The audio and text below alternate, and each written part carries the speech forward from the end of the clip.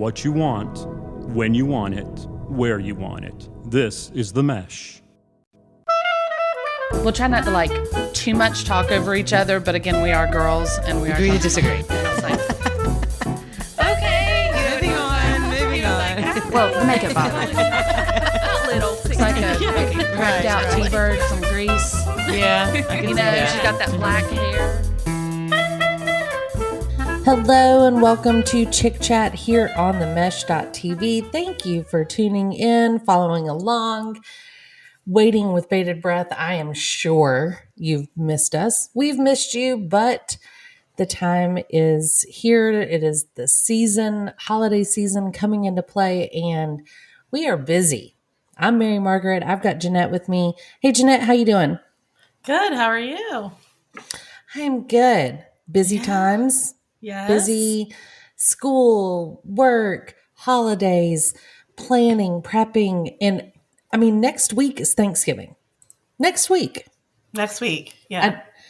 I don't know, kind of snuck up on me, but I mean, who am I kidding? It does every year. It's fine. Whatever. Everything going good with you on the East Coast? Everything's going well. Yeah. Finally got some colder weather.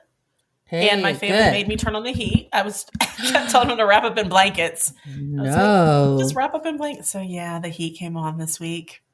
Very disappointed. I know. No, I don't like the heat running in the house. We do have a little gas fireplace that I'm like, just put that on for a few minutes and let that just, make things nice and cozy. But Yeah, I have one of those, but the gas line, something happened to it and I have to have them come out and fix it. And I just haven't done it yet, Among the other appointments I have to make before the end of the year. Oh my gosh. Tell me about it. I try to do, not to be TMI, but I try to do my doctor's appointments in the same time frame as my kids.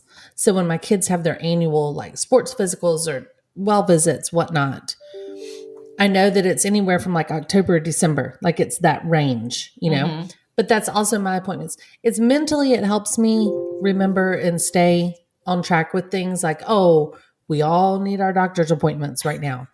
Yeah. But of course, that means we all need our doctor's appointments right now. So everybody, my oldest daughter just finished basketball tryouts, and the school went to a new way of adding the gazillion forms you got to fill out to try out for a sport. And so we had to have a new sports physical done and blah, blah, blah. Mm. And so I feel like I've been in appointment central lately as well.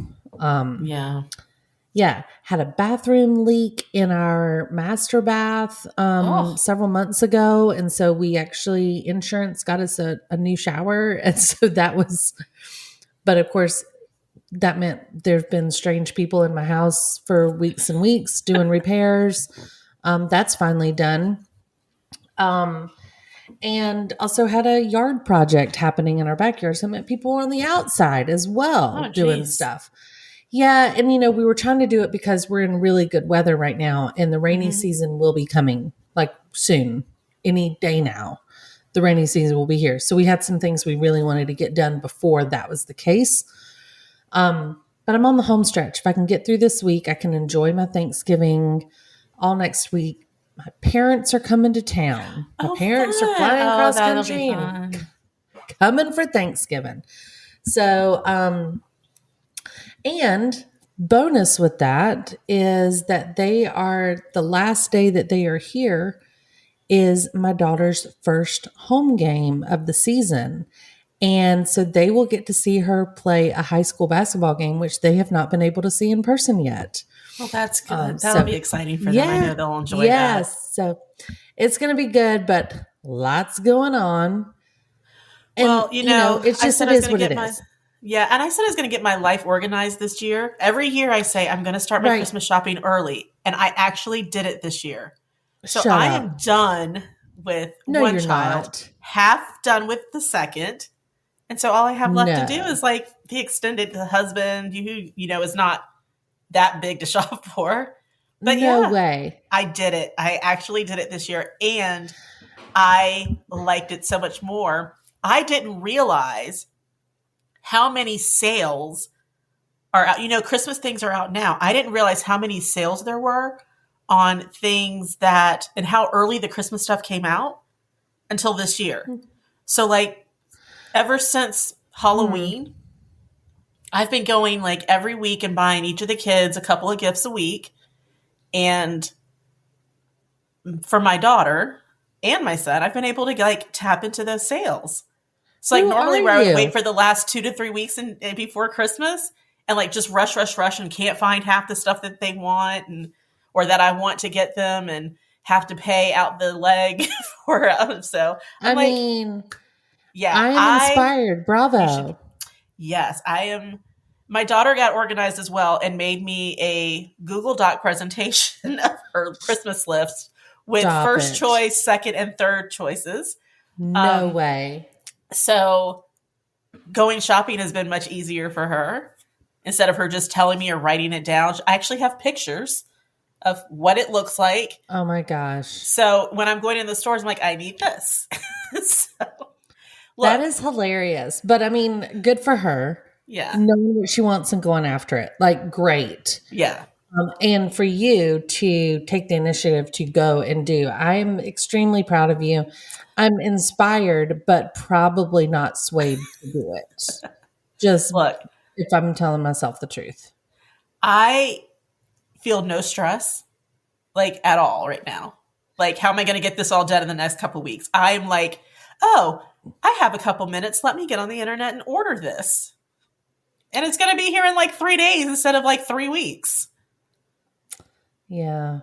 I was like, and I told my family I was going to do it too. And my sister didn't believe me. And I'm like, well, I'm done with Mason. I just have to, and I'm half done with Ava. And then they get upset and they're like, well, what are we going to get if you've already gotten everything? And I'm like, I mean, just get whatever. I don't care.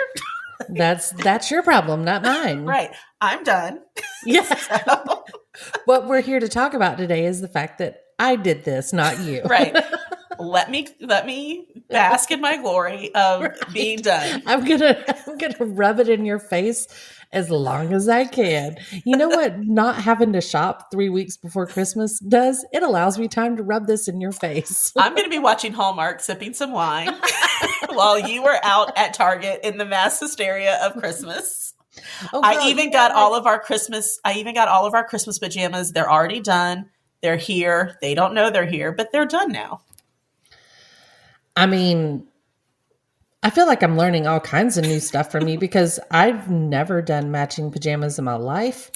We only did it 1 year, but they loved it. So, we didn't do it last year. We did it 2 years ago. Wait, and we just wore the same ones again last year. Do you wear it Christmas morning or do you wear it? Do you wear it Christmas morning or do you wear it like for the season or something? Like so I'll give them to them on Christmas Eve.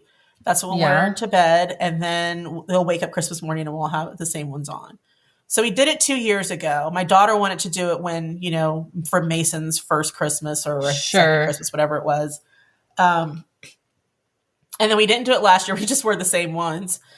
And so this year I was like, I'm going to get some new ones because I'm doing well this year as far as getting my stuff done early. I'm already on the ball. Because you know what? I'm in Target on a Tuesday and nobody's here. And look at all the selections that I have.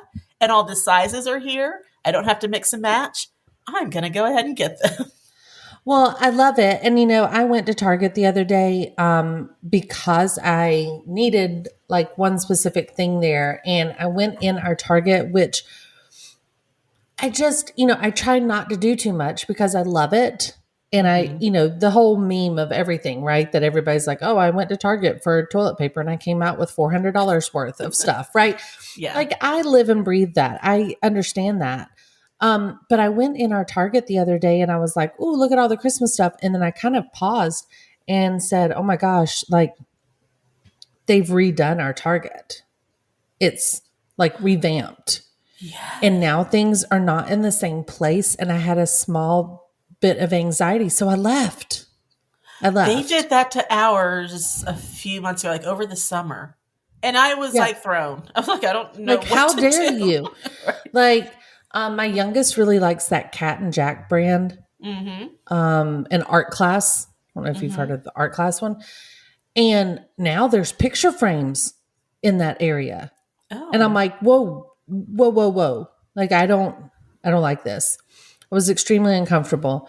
I didn't even get what I needed. I ended up going to the grocery store. So, I've got to work myself into it. I figure I can get through the Thanksgiving visit of company and then hit them hard the first week of December. There you go. That might be about all you get from me, but I could commit to that. I could make that commitment. Well, and I'm going to tell you the real reason I did it was not only to get organized and like not stress, but it's less like the real less stressful part of it is I'm not spending all of this big chunk of change in a couple weeks. I'm spreading it out over like 12 weeks or 10 weeks. Yeah, I like that. So I'm like, okay, I can get a couple gifts for Mason today, and I'll get a couple gifts for Ava. Done. And then I may get in 1 or 2 gifts, if I come across it the next week. It's not like I get 2 gifts every week. It's just kind of like, okay, well, I'm here. I'm not busy. Let me order this. Like last night, I ordered Ava 2 things. And now I'm done. But I'm not like, oh my God, I just spent all this money like over the next 2 weeks. Yeah. And, so that was the real reason I wanted to do it, was just kind of spread out the money so I don't feel like I'm spending a lot of money on Christmas unnecessarily. And because I always try to set a budget for Christmas anyway. And I'm like, look, I'm still setting that budget, but it's not like I have this huge chunk of change coming out of my account right away. And that is commendable. My hat is off to you. Good for you, Jeanette. Bravo. No, talk to me next month when it's like 3 days and I'm like, still haven't gotten like 4 things on my list. I forgot stockings. What? Right. Yeah.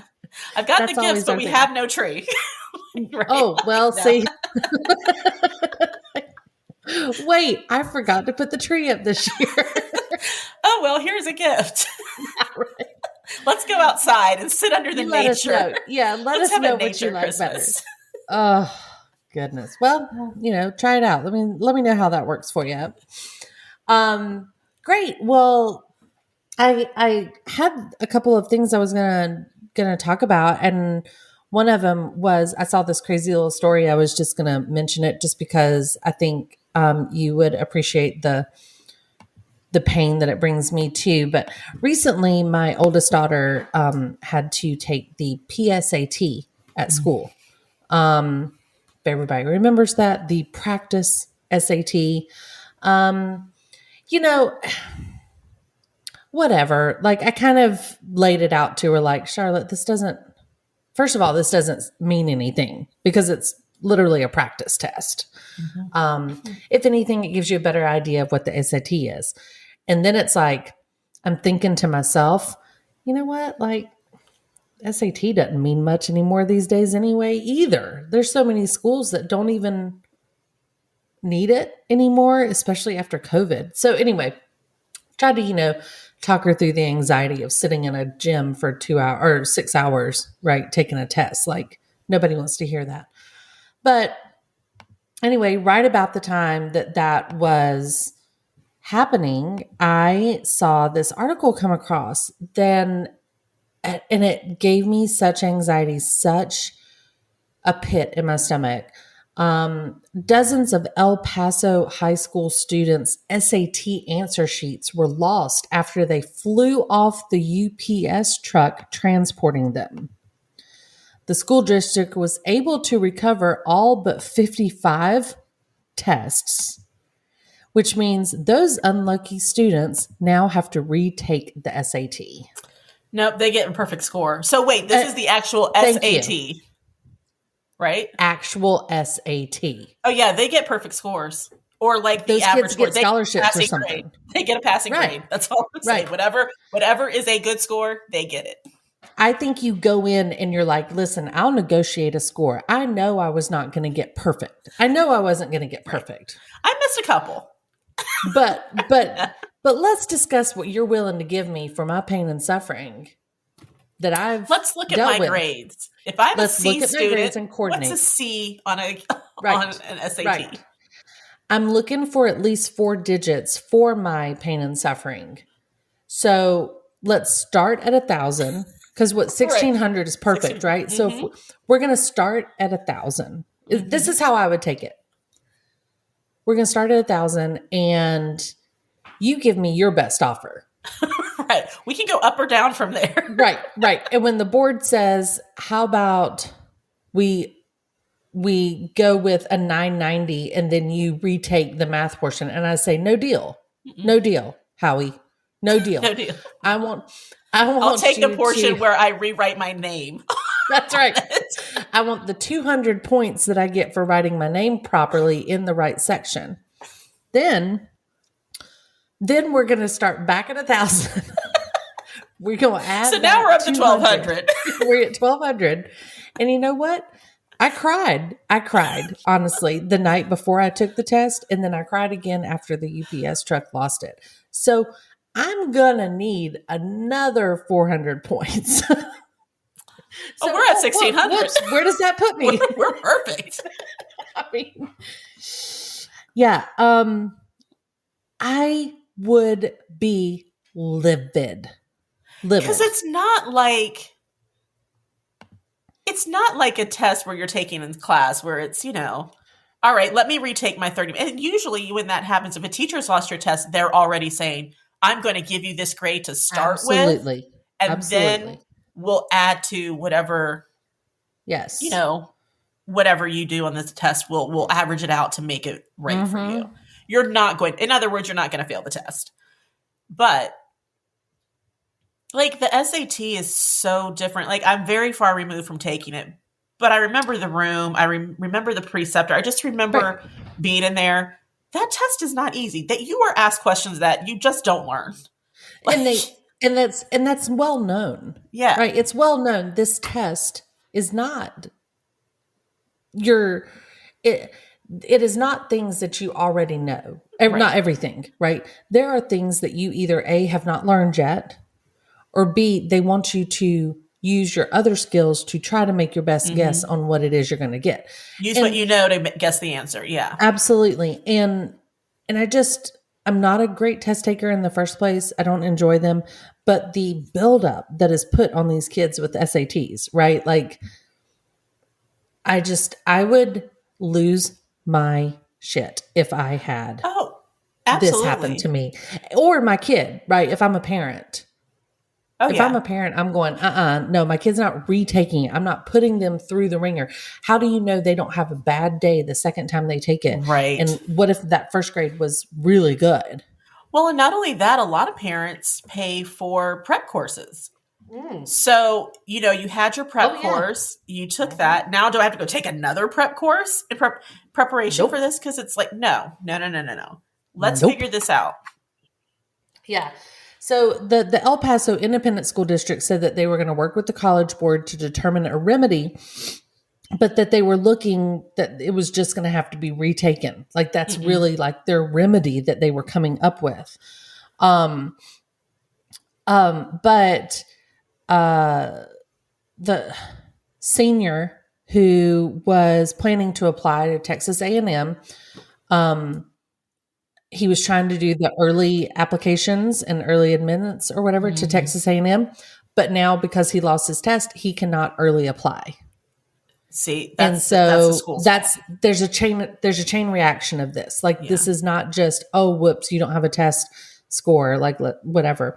No, this kid could not do this. But you know what? You know who did issue a statement is UPS. I was going to say, they're really the ones at fault here. UPS says we have apologized to the school and extend our apologies to the students. Our employees work to recover as many tests as possible. The driver's actions in this case are not representative of UPS protocols and methods, and we've addressed this with him. You know what? No, thank you. I can't even. I'm trying to figure out fault here because yes, UPS is the one where they flew out. But how did they get them? Were they just in a box that was not covered? Because that's on El Paso School District or whoever was administering the test. College board, right? Like that's, the universal people that administer the test is the college board. Like that's the state, a nationwide thing. Were these just out there like unsealed? Because don't know. Problem sounds again. Like a proctor. Sounds like a proctor Does had sound like a problem with this. Or it sounds like your hire for the Saturday afternoon gym teacher came in and didn't do their job right. Like, I don't know. The whole thing gives me issues, and I take umbrance with it. I don't like it at all. See, and the early admissions thing it's a problem because, that's 100%. You at that point, you've got to do something. I don't know how many students are affected, but you reach out to that student, that college, and say, hey, this is one of those students that was impacted by this. Yeah. Here's their grades. Yes. If you can do anything to help us in this situation, it is our fault they can't apply for early admission. Right. Exactly. Like, are there any classes that they can take for early admissions? It's like, now I got to hold off college because of you? Submit. Can they submit everything already to you and have that ready? And then essentially once we get a score for them, whether they retake or whether we have to determine something, then can you add it in? But I would want somebody from that admin team going up there to the school and being like, oh, we vouch for Mary Margaret. Like that's what I need. That's what I need in response from you is I need someone to say, I vouch for you and just go, let me go to school. That just pisses me off. Whole thing gives me anxiety. Like I said, I could have nightmares about this because I don't like it. And okay, so I had some other stuff because that was a crazy story. I happened to see it the other day and I was like, ugh, we're right in the thick of that. You and I with our age kids. Yeah. My daughter just took it a few weeks ago. Yeah. Yeah. So, and then I was just going to segue into some other really cute stories and whatnot, but I just got an email that literally just came across while I was talking to you. I said, people, breaking news. We don't break news here on this show because it's not, live or anything, but we don't normally break news. But I opened it because the first word I saw on the email after breaking news was Meghan Markle. And I was like, uh-oh, what's going on? But this is directly from the People News, breaking news. Email says Meghan Markle and Prince Harry's Netflix docuseries now set to premiere in December. So I guess they officially have a date now for the docuseries that is coming out that Meghan and Harry have been a part of. Not sure if you've been following along with this, but we knew that this was in the works. We just didn't know how in-depth it was going to be, how reality show-ish versus National Geographic-ish, whatever, what was the style going to be about this. So it says that People has officially learned that the Duke and Duchess of Sussex's highly anticipated docuseries from Oscar-nominated director Liz Garbus will drop on the streaming platform in December. They first signed their multi-year deal with Netflix in September of 2020, and they reported that the California-based company's production hub, later named Archwell Productions, would exclusively create documentaries, docuseries, feature films, scripted shows, and children's programming for Netflix. But recently, we've discovered that Meghan has spoken out about this docuseries, and she said it's nice to be able to. Okay, this I've heard this quote before because this was said recently, and it's bugged me. Maybe it's because it's Meghan saying it. I don't know, but here's what bugs me. Her quote says, "It's nice to be able to trust someone with our story, a seasoned director whose work I've long admired, even if it means it may not be the way we would have told it," Meghan said about working with the Oscar-nominated Garbus. Quote, "But that's not why we're telling it. We're trusting our story to someone else, and that means it will go through their lens." I mean, she's saying it's your production company. It's bad. That's the thing. It's your production company. Yeah. It's you that basically you guys have allowed for this to be filmed and whatnot. You have final say on this. So she's covering her butt. Like you said, she's covering her tail to where when people come out and start criticizing it, she'll say, we gave it all to Liz Garbus and let her produce the whole thing or, direct the whole thing. And we didn't have any involvement at all. But as soon as people come out and say, oh my gosh, like it was such an in-depth documentary or docuseries and we thoroughly enjoyed it because it gave us a really true life, she'll be like, that's exactly what we wanted. That's my fear. And so she also went on to say that it's interesting because my husband has never worked in this industry before. For me, having worked on Suits, it's so amazing to be around so many creative energy, be around so much creative energy and to see how people work together and share their own points of view. That's been really fun. I mean, let's not make it sound like your husband hadn't been in the spotlight his entire effing life. Right? Like, he's seen a camera or two. Yeah. You were holding briefcases and he was, signing laws and bills. So I'm pretty sure he understands some of this. Yeah, I had heard, or maybe I didn't read the article, but I saw a little headline that said something about them wanting to push back the date of the release. Mm-hmm. I don't know. I think it was this. And that's because of Queen Elizabeth's death, not wanting to do it so soon after her death and before Charles's coronation.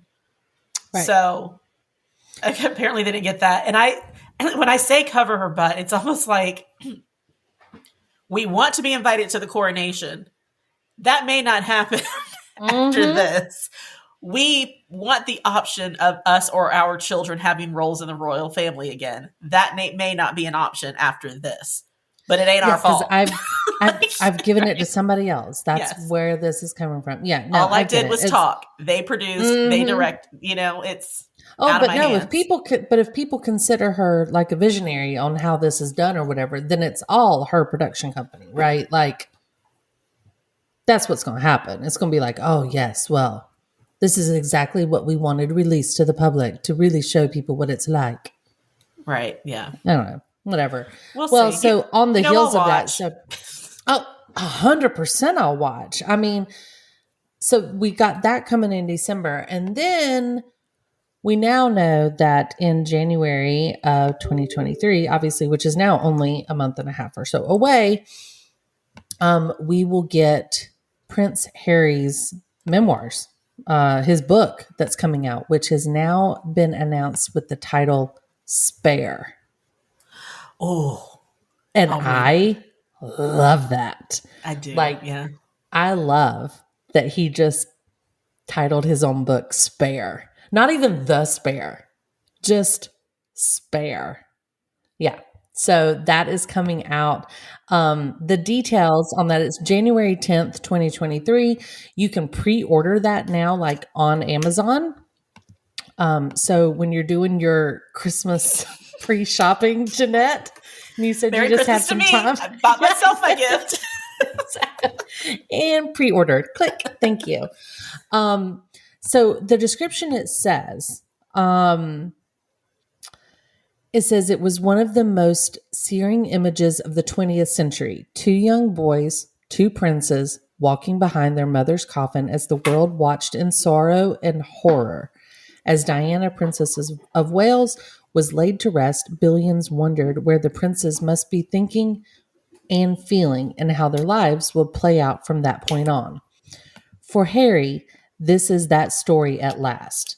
With its raw, unflinching honesty, Spare is a landmark publication full of insight, revelation, self-examination, and hard-won wisdom about the eternal power of love over grief. Wow. Yep. You know what? People say, like the people that are putting it out, I've read stuff about the book, they're saying like there is some tea spilled in here. Like he's not just talking about like, oh, I was reflecting on my love and life and blah, blah, blah. No, like he tells some details. So I like that it's coming out after the docuseries because I almost feel like that's going to be damage control. This is why things are the way they are. This is why I left. You heard the Oprah interview. That was just the tip of the iceberg. I'm going to tell you what life has really been like for me from the age of 12 on. it didn't just happen when I met Megan and we got married. And I think he might do some damage control to her reputation too. Of, look, I'm my own person. I've been dealing with some things myself. And I don't know what it's going to say, but I'll find out once I get the book. But from that description, it almost sounds like a lot of damage control. And why he said some of the things he said during the Oprah interview that he didn't want to go into detail about because he knew this book was coming out. They've planned all of this out. You know, they're just people's breaking the news today saying, oh, it's now going to come out in December. Well, of course it is. Of course it's going to come out in December because we're getting a book in January. You know, everybody's going to not like Meghan for about 2 weeks. And then Harry's book's going to come out. And then everybody's going to read it and be like, oh, Meghan who? Yeah. You know, I mean, maybe William is the problem. Yeah. Right. Who knows? I mean, I doubt it. But we all know it's Charles and Camilla. I mean, come on. Yeah. So we're going to have a busy end of year, first of year, with some buzz, some publicity from the people who didn't want publicity. This is what we're going to be getting. Who didn't want publicity? Wink, wink. Right. Yeah. So we don't really want to be in the spotlight, but we are going to start a production firm with Netflix. But we will have cameras write a book and have a go. docuseries. Right. Yeah, we're going to have a docuseries and a book, and Megan's going to start a podcast and blah, blah, blah, blah, blah. Will we get to see the kids? Ooh, don't know. Don't know. I say no. Oh, well, they'll be in the background, but they'll be blurred. In there. I think their faces will be blurred. Yeah. Yeah. I don't know. But I'm going to totally watch and I'm going to read it too. Sam. It says that there's a Kindle version, hard copy, paperback, all that good stuff. If you get a chance to check out the cover image for Spare, I mean, I might have to get the actual copy of the book so that I can slice it up and frame it because it's a pretty picture. Boy, Harry's just looking Harry's good. Face. Just Okay. Harry's face. Don't just hate it. Harry's face. No. and he's staring into your soul. Yeah. It's nice. So, all right. So we've got that to look forward to coming up. All that royal goodness. Some not so happy news, but still on the line of celebrities who are in the public. Tom and Giselle. Broken up. Dunzo. That came out of nowhere and happened very quickly. Things they say have gone downhill since obviously the whole move from Boston to Tampa Bay. Tom Brady obviously left the Patriots, then came to Tampa Bay, then said he was going to retire, and then said, never mind, I was just kidding, and came back. That was a big turning point, supposedly, of what we're hearing is that, she was ready for him to retire. When he said he was going to retire, she was excited, said, this is great. Now we'll have more time for this, and that's what we've been wanting. We've supported you a long time. And then he's like, they asked me back and I really want to go. I think it's going to be fun. And so he started playing again. And she was like, you're choosing football over us again. So no, thank you. And so they've been on the outs for a while from what I understand. And, it's one of these weird things because you have to kind of look at this as they've been married a long time, right? Like they've been married and it's not like, so it's, I don't know. I don't know what side you would take on this. If we had to play a game and take sides on Tom versus Giselle, right? Here's some of the facts I know. This podcast is sponsored by Jackson Creative, a custom communication agency located in downtown Hickory, North Carolina, specializing in online content creation. To learn more, visit thejacksoncreative.com. Jackson Creative, we tell your story. Giselle has her own money. Giselle does not need Tom Brady. She's not a gold digger, right? She has been taking a step back from her career, though, to raise the children because Tom is extremely invested in his career, which is football. I mean, he's fantastic, right? Like, it's not like he's just on practice squad or something. He is freaking Tom Brady, right? So, of course, he's got commitments and time. But, I have had a bad taste in my mouth for Tom Brady ever since he came out of retirement because, I mean, not that I was like crazy about him before, but I mean, I had respect for him and stuff. But the whole like, I'm going to retire and then never mind, I'm going to come back and do this one more time. Like, I think I've said it before. It's kind of like faking your death so you can see who comes to your funeral. He kind of did it and got all this love and attention and honors and ceremonies and all this stuff. And then it was like, I think I got a little more left in me. Was it what's the word? Unbelievable that Giselle felt this way? Was it inappropriate for her to ask for him to stay retired?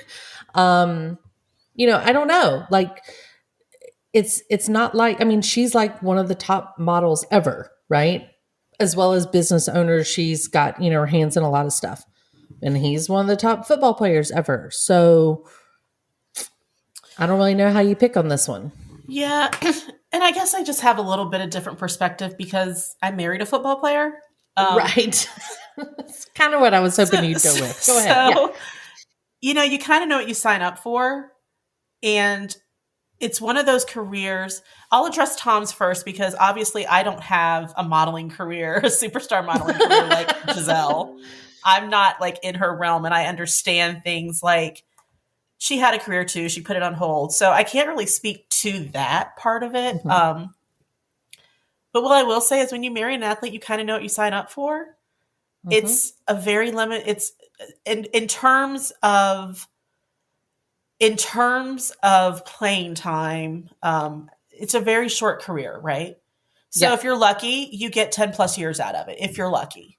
Right. And I think when it comes to athletes, when they're done, it's almost like, are they really done? You never want to go out and think, I could have played one more year.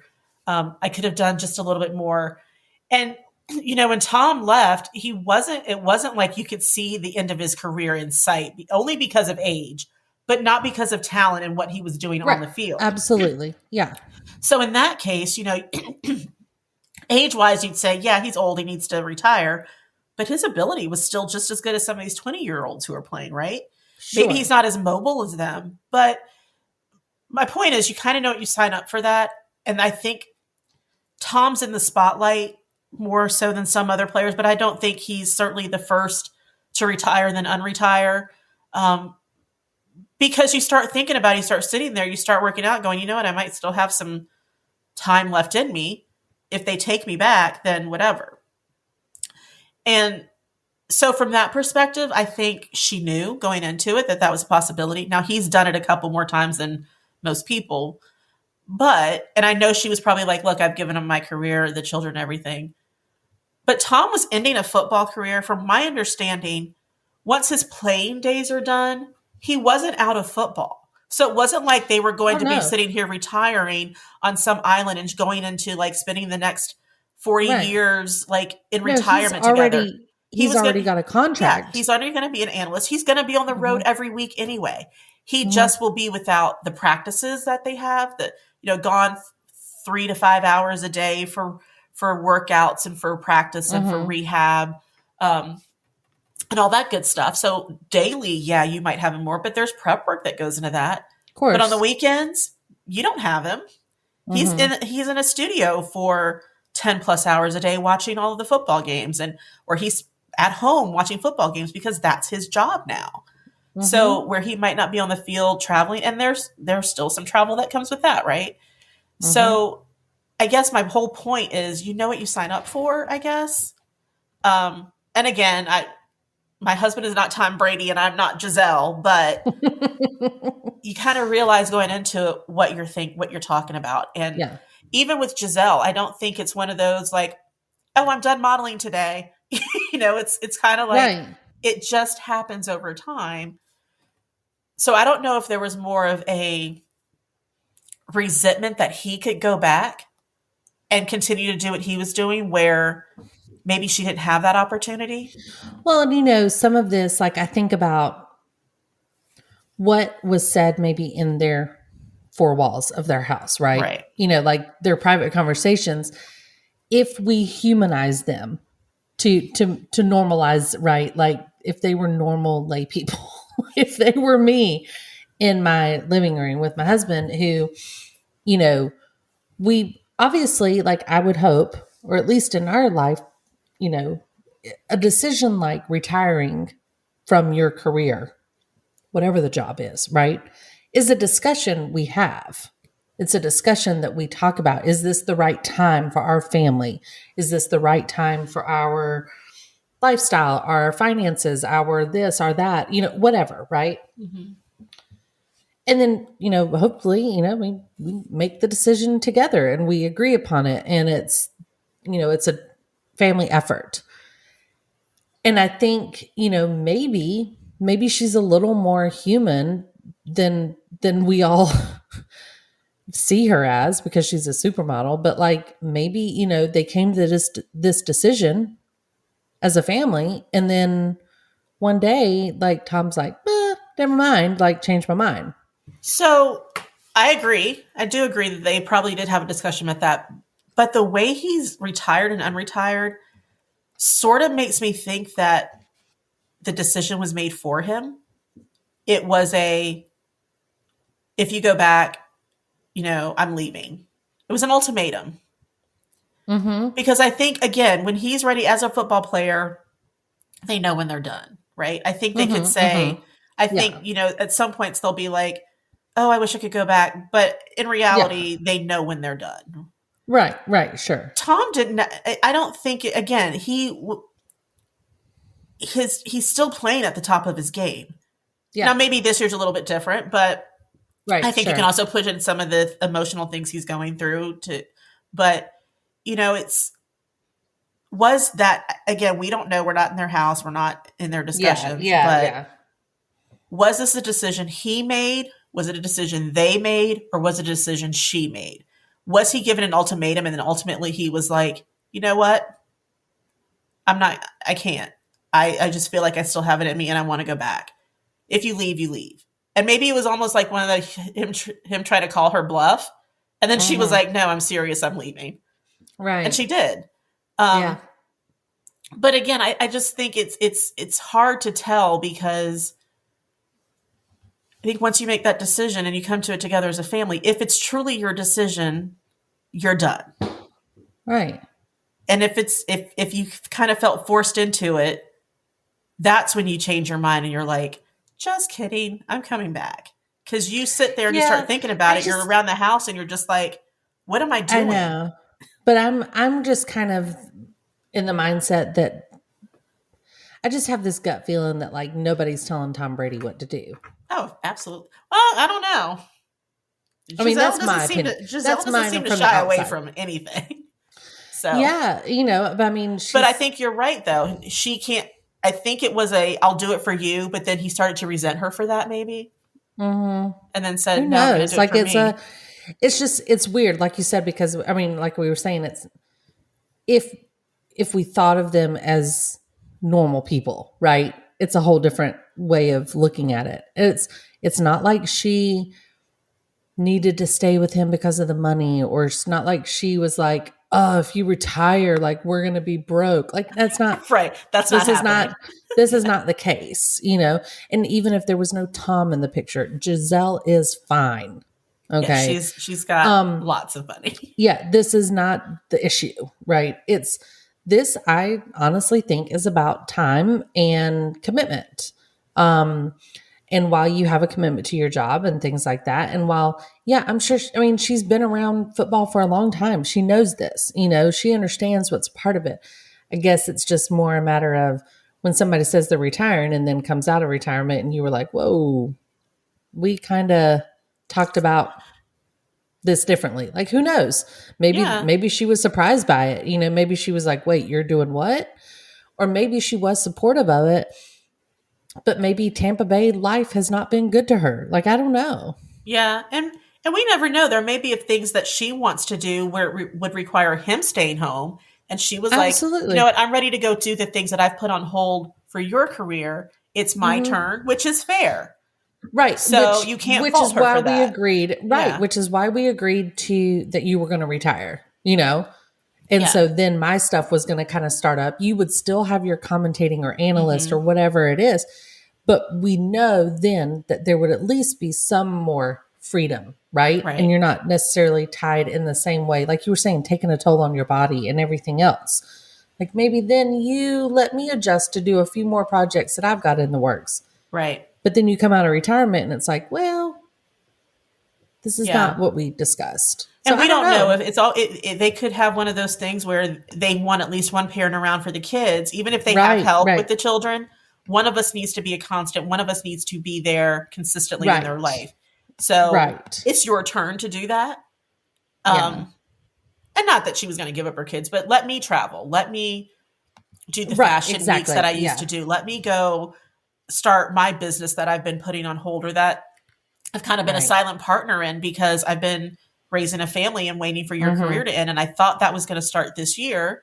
Right. We agreed you would finish here or whatever. Right. Yeah. We don't know. We can speculate all this time. But if that's the case, then that's fair. I mean, I get the ultimatum in that case. If it's not just come home and sit in a rocking chair with me and let's look at the pretty things that we have. If it was more of a, hey, I've got a life that I want to live too. This is kind of my turn. It's kind of my turn. Like, yeah. I get it. And, you know, I do feel like we hear that a lot, right? Like on sort of normal couples, you know, maybe like when the kids are gone and out of the house, I get to go back to work or something like that, right? Like, you know, a wife that, you know, left her job that she loved because she was having children. She wanted to raise the children and get that done. But now the kids are all in school or they're in college or gone or whatever. I'm going to go back and do something I love, or I'm going to get a fun job, like a fun part-time, get me out, let me work at a boutique or a coffee shop or something like that. Right. We hear that a lot from normal people.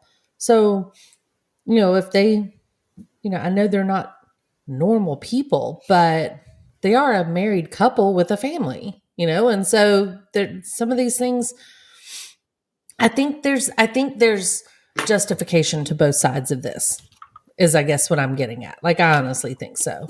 I think they could both have valid points. So speaking of the nastiness that they might be experiencing, I found an article the other day, or it kind of popped up in front of me. I don't know if it was my algorithm trying to tell me something, but did you know that scientists have been arguing for years over like so whether or not humans have the actual ability to like change the way the earth looks. Okay, it sounds weird, but the oceans, the things like that, they mold it, and Mother Nature molds the earth, not just people, right? But now they have done, based on studies that say that digging holes reduces stress. So they're now asking people to not take their stress out too much on the earth after this has been released. I mean, obviously, I don't think we're going to have a whole problem, but let me see. Let me find where it started. It says, some people say that with the Agrarian Revolution, when forests were cleared for farmland, or with the first nuclear test in the 1940s. Others say that it began with when we first started digging holes. Sometimes they're deep, sometimes they're not, sometimes for no particular reason at all. It's a relaxing movement. This is what a student in Scotland who was taking part in some of these studies has gone into. So after he started digging some holes at the beach one time with some friends and decided that it was just such a really good stress relief, he took it back to his college to go and present this to a platform to get a study done. He now goes and starts these hole digging expeditions to relieve your stress. So he's sort of like a stress archaeology shaman or something. Like he's, I don't know. But anyway, it's now gone to like TikTok, where it's become sort of a TikTok thing where people are showing off the holes that they've dug and how good they feel about it. And the quote, the article here says, people around the world have been discovering the joy of digging holes. TikTok has been peppered with people showing the holes that they've dug, often 5 or more feet deep. And the video clips that are uploaded often involve men, sometimes on spring break, stripping to their waist and putting their backs into one physical real world thing for an extended period of time. Like, TikTok is not that deep. Like, these people are just using hashtags and trying to get creative with it. But study shows that now digging holes is a true stress relief. And now the national, who was it I heard? The National Forest such and such has requested that you do not do this at national parks or any historical locations. So they also would like you to refill your holes at the beach because it is dangerous for people enjoying the atmosphere and don't want somebody to fall in. So stress relief leads to now more stress about whether or not I'm going to have somebody fall in my hole after I've dug it if I don't properly fill it back up. So just a note to everybody out there, if you want to go out and relieve some stress, you're to dig a hole and then you are to properly refill it. If you'd like to show us on TikTok what you've done, then that's your prerogative. But who knew? I guess hole digging is like now a big thing. Like they were talking about how beachfront communities in North Carolina have pleaded with people to fill in their holes to prevent passersby from tripping and hurting themselves. And please don't dig so deep. We could risk a cave-in. Town leaders in Kill Devil Hills, which is in North Carolina coast, joined other communities along the Outer Banks in organizing big press briefings to get their points across. It says, we're talking about beachgoers keeping the beach safe and others for us as well. And then it's just got people mad on here. So I don't know. It's the craziest thing. Like I just fell in a rabbit hole, literally, searching all this online, and it was crazy. The kid was like, it's free. It's free fun. It's gym memberships are expensive. So it reminds me of that movie Holes, and they seemed very stressed to keep those holes. So I don't think I'll be doing this for stress relief, but I just think like you could do gardening or something, right? Like I think there's other things you could do besides getting a shovel and digging some holes. You know, people are going to start using this. People who like are sinister and want to commit things are like, I'm just digging a hole and filling it back up. Nothing to see down here. It is kind of, I don't know. It's just humorous that people are like thinking that this is the first thing that's going to like be a big stress reliever for them. Yeah, it's right. Like digging a hole is your stress relief. That doesn't seem stressful. It seems stressful to me, but teach his own. Just fill your holes back in. That's just be responsible, guys. Okay, so final thing I wanted to chat about real quick is just to, in case you've been under a rock and you haven't heard, Chris Evans has been named People Magazine's 2022 Sexiest Man Alive. Instant thoughts, Jeanette. Good choice. You support this? I concur. I agree. Kudos. I'm I'm okay with Captain America being the sexiest man alive. Like, who else is going to be Captain? Who's else going to be sexiest man alive in this night? Captain America. I kind of assumed that that's what happens with Captain America. It's been pretty funny because like he, you know, as they do each year, like each of them makes some sort of like, oh my gosh, it's so silly. Like nobody's ever called me sexy. I was the biggest nerd in school. Ha ha ha. No, you weren't. No, you've always been sexy. You were homecoming king and everybody loved you and whatever. But, you know, Chris Evans basically says my mom's going to be so proud. You know, I mean, she should. Well done, Mrs. Evans. Who is yeah, exactly. Bravo to you. Who is your favorite Chris, Jeanette? Oh. There's a lot to choose from. I'm trying to think of like all of them. Pine, Hemsworth. Oh, of those there's three. A lot of them. Evans is your favorite of those out of those? three, yeah. Yeah, he's mine too, but not because of just his looks. It's more because of his you know, personality. Yeah, I was going to say, he seems more relatable. Like, he might be somebody I'd like to hang around. I feel like hanging around Thor would just be too, like, I don't know what I'm talking to you about. Like, I know. Chris Pine is just, you know, I mean, I don't know. He's fine. Did you see the Chris Pine one with Harry Styles? What was that movie? Don't Worry, Darling. Don't Worry, Darling. Did you see it yet? I haven't seen it yet. I've seen clips and I'm going to watch it. Me too. But I have not seen it yet. No. But I heard, I mean, I don't know. It was nice to see him back on the scene, if you will. Yeah, it was. He looks older. Kind of, I don't know if that was just for the movie, it's the hair. I think maybe it's that the hair, right? It's that like longer silver fox hair. I mean, I don't hate it, but I just have to get used to seeing him that way. I mean, it's quite a change from Wonder Woman, but like, right. So, which I loved. Yeah. So, Chris Evans would have to be from that group. Yeah, I just feel like we could sit down, have a drink, and just laugh the whole time. I agree. You know, so I agree. I fully support this.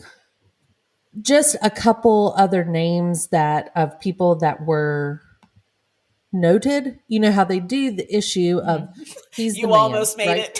Yeah, you were almost sexy enough. Runner up, yes. And then they give the like weirdo titles like sexiest man over 27 who isn't married but has been divorced or something, right? Like they do all these little things on the side. But here's just some of the other notable names. And just give me your gut reaction whenever I say it, okay? Kendrick Lamar. Oh, he's cute. Yeah. George Clooney. Oh, yes. I mean, I feel like he hasn't aged past like 55. Agreed. And he's 61 now. And he looks good. He looks the same. He looks good. He's been the 2-time winner before. Of course. So, yeah. Aaron Judge. He's cute. No, he's not. No, he's not. I don't. Cutish. He's cute. He's tall. Like he's that's very tall. He is cutish. I mean, he has a nice I think smile. he's like awkward looking. I think I don't know. I'm not a fan. I'm just not a fan. He's cute. So maybe that's why. Yeah, he's got a nice smile, I think. Obviously, like somebody thinks, and that's great. Like I'm just not a fan of Aaron Judge. So anyway, maybe it's the Yankees. I don't know. He's 30, by the way. Didn't realize that. Robert Pattinson. He's all right. Our favorite vampire and Batman. I think he looks better as a vampire. Sparkly. When he sparkles like diamonds. When he sparkles like diamonds, he's quite attractive. All right. This one is Ke-Huy Quan, better known as Short Round or Data from Goonies. Oh, Data. Yeah. I haven't seen him since Goonies, so I'm going to refrain from talking about it because I don't know. Oh, okay. Well, he's in this release now. I guess he's had kind of a rejuvenation or whatever of his career on this. He's a triumphant return to acting after 20 years away, they say. But he's been in something called Everything Everywhere All at Once. Never heard of it. So Yeah, it's a film that came out. Actually, I believe our sister show, Foot Candle Films on the Mesh TV network, has reviewed it. So go check that out.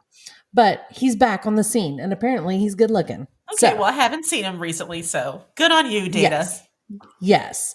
Next is Jack Harlow. He's fine. Now, see, I think Jack Harlow's got a nice smile. I think he's got a real nice smile. He does have a nice smile, yeah. Have you seen that clip of him going into the award show, and he's being interviewed by that girl, something Sweet, Sydney Sweet, Sailor Sweet, something like that. Anyway, where he's being interviewed by her. And in this like awkward moment at the end where they try not, like when you're done and you don't really know what to say as you're leaving somebody, she was like, okay, well, have a good time. And he's like, okay, thanks. Love ya. And he like starts to walk away, and she just automatically goes, love you. And then she like turns and looks at the camera, and she's like, oh my God, did I just tell Jack Harlow I love him? Like, what are we in a relationship now? Are we in a couple? But they both admitted that they were both like super uncomfortable. They didn't know how to finish off. So they just kind of. I'm not going to lie. It'd probably be the first thing I said. Okay, love you too. I know, right? No, it's funny because I can see myself doing that. Yeah, when somebody says it and you just instinctively respond because no need to be like, wait, do you? Yeah, exactly. Yeah. So anyway, it was super cute. If you look at that clip, it's really funny. Next is Joe Coy. I don't know who that is. People. He's the comedian. He just broke up with Chelsea Handler. I don't know who that is. Whatever. Yeah. I mean, he's fine. I mean, he's not like ugly. Okay, whatever. Diego Luna. He is in the new Star Wars series that's on Disney Plus called Andor. Yeah, he's cute. Yeah, he's handsome. Good. Dwayne "The Rock" Johnson. Oh, yes. I mean, 50 years old. Always loved him. He was the winner in 2016. Okay. So still holding strong on here. And then something I found extremely important in the issue was that they devoted a whole section of the sexiest men alive to TV firefighters. So apparently, there are a lot, but that just tells me you got way too many shows about firemen on TV. Apparently, there is a run-on of firefighters good looking on TV. You know, they're not really doing a lot of service for the real firemen, because I'm not saying the real firemen aren't handsome, because I've seen some really good looking firemen in real life, but God forbid you have to have one show up wherever you are. But let's hope you're just sitting at your kid's elementary school where they're just bringing out the truck. Let's use that scenario. If you're not stepping out looking like these TV ones, I'm like, oh. No, well, see, I've got a soft spot. I think I've told this on here before, but maybe it's time to tell it again, because Thanksgiving, 'tis the season for this story. Okay. When I lived in South Carolina and worked in Charleston, South Carolina, beautiful city, beautiful people. And the firemen were known to be good looking. Like, that is just the way it was. There was older ones, younger ones, whatever it was, but they all seemed to be really good looking, right? So I worked for the city at that time. I worked through the mayor's office, and I was part of city government then. Well, for Thanksgiving, the city offers all of its employees of the government a free turkey or ham as your Thanksgiving gift. Okay. So you have to sign up saying, yes, I'll take either a turkey or ham. Like, you have to tell them so that they can account for the numbers, right? And then they have designated pickup days. And so you would go and pick up your turkey or ham on this day. And it would be delivered to the pickup spot by Charleston County firefighters. Okay. And the firefighters would have a big truck, and they would toss the turkey or the ham off. Like, they would get it out the truck to eat, right? All right. I kid you not, when the line of women that stood there for turkeys and ham, like it was the thing. Like people had their phones out taking pictures, like women are like swinging beads in the air and stuff. Like it is a show. And you go, and by God, that's a bonus to working for the city government, is that you got a turkey handed to you by the Charleston Fire Department. And I mean, I think they could have had a calendar. They could have. Oh, but it was a big deal. I'm sure they had a calendar. It was a big deal. Order one. You know, it was definitely a big deal. But they yeah, so that was kind of a big highlight of the year. Everybody's like, woohoo, holiday time, turkeys. It had nothing to do with the free gift we were getting from the city and from your boss. It was simply for the fact that the fire department handed them out. Yeah, they hated that. They're like, here we go, delivering turkeys and ham. Great. Literally, we're pieces of meat. This is what we got. This is why we're throwing them at you. Here. Yes. We're not going to hand it nicely to you. Catch the turkey. That's right. Well, the firefighter television shows that they have spotlighted that have some of the sexiest men alive in 2022 are 911. Love that. Do you watch any of these? I like 911. Really? I watched Los Angeles and the one I think it's Austin. This one's got Peter Krause in it, who was in like Parenthood and stuff. Yeah, they look good. All right, Station 19. Do you watch that one? Uh-huh.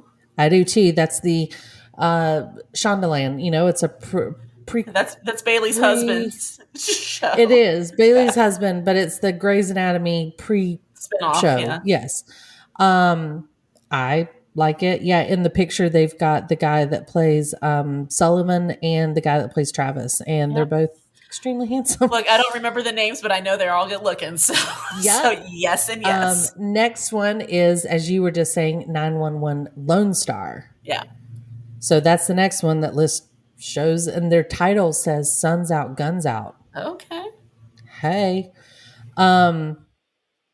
Okay. Next is Chicago Fire. Oh, and it's got this guy in it. I don't watch this show, but every time I see his picture, I'm like, yeah. And it's that Taylor Kinney. He's the one that used to be with Lady Gaga, right? He is, yeah. He's super handsome. Very handsome. And he's got this like shy quality about him. Okay. That makes him even more attractive. That he's kind of got this smile that's kind of like, I'm a little shy.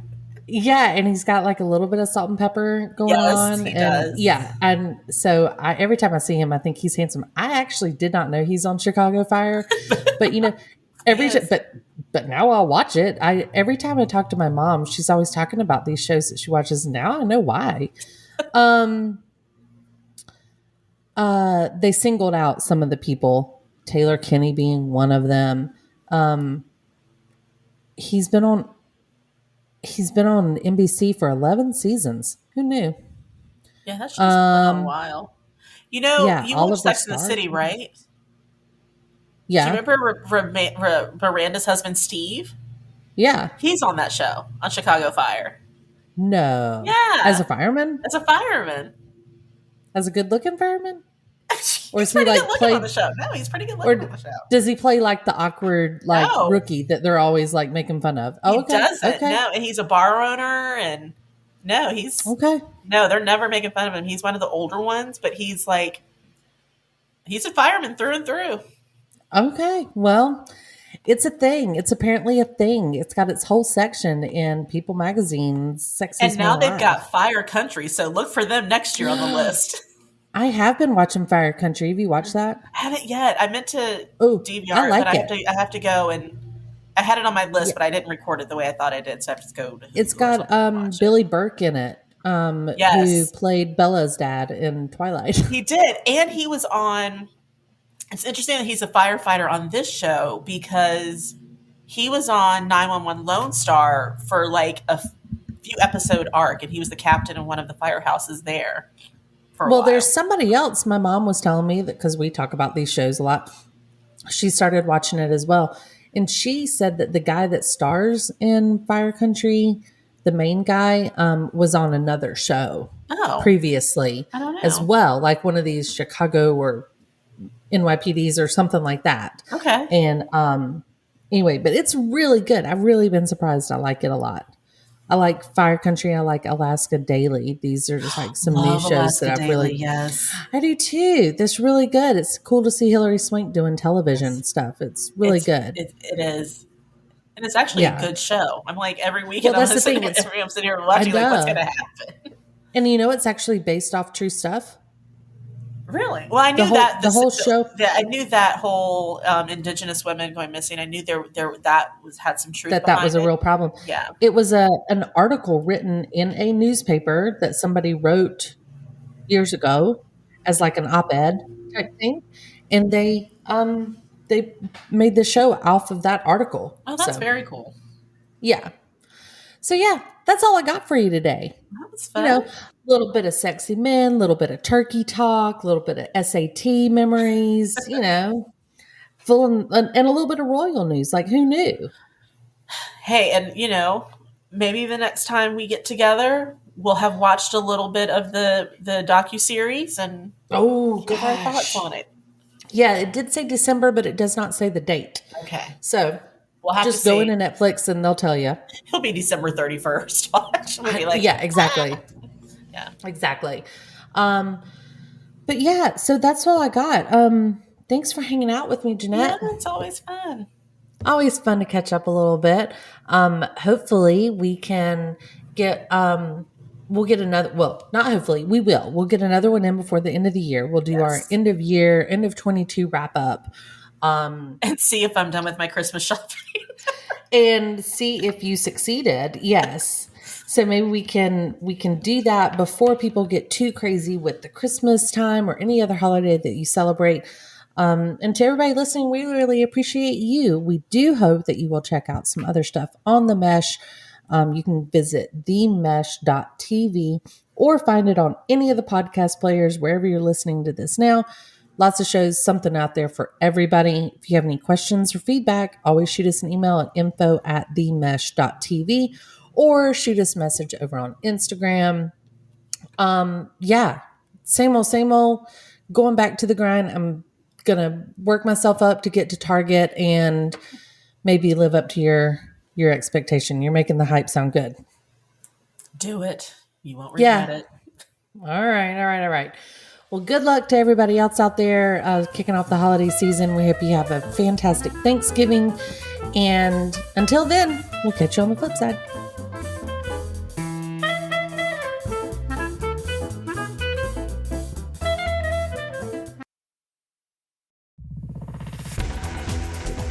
You've been listening to The Mesh, an online media network of shows and programs ranging from business to arts, sports to entertainment, music to community. All programs are available on the website as well as through iTunes and YouTube. Check us out online at themesh.tv. Discover other network shows and give us feedback on what you just heard.